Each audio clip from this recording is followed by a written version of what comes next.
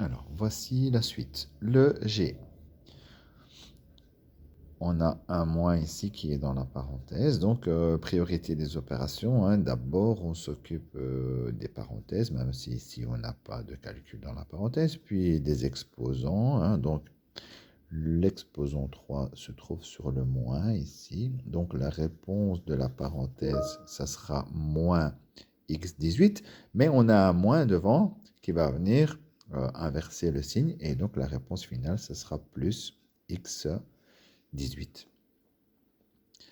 Alors pour le suivant, si on veut faire étape par étape, il y a plusieurs réflexions à avoir et plusieurs calculs à faire. Mais si on est malin, on se dit, quoi qu'il se passe à l'intérieur, à la fin, je vais tout mettre au carré.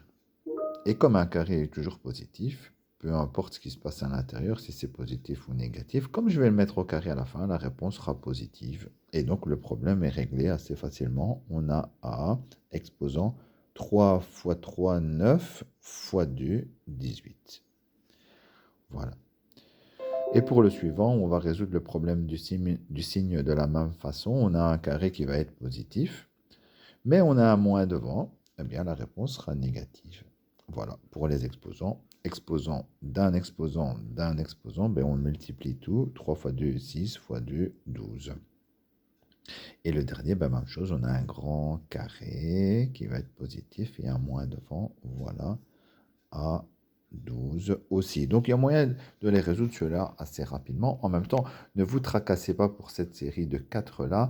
Là, on a, enfin peut-être le G, oui quand même. Après, les autres, voilà, vous aurez rarement des exercices comme ça, hein. Voilà, vous pouvez entamer la deuxième colonne.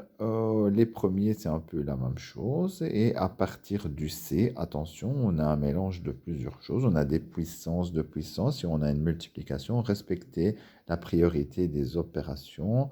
Et je crois que dans le début de corrigé que je vous ai donné, peut-être que vous avez déjà la solution du C. Bon, si vous avez des questions, vous m'envoyez, hein.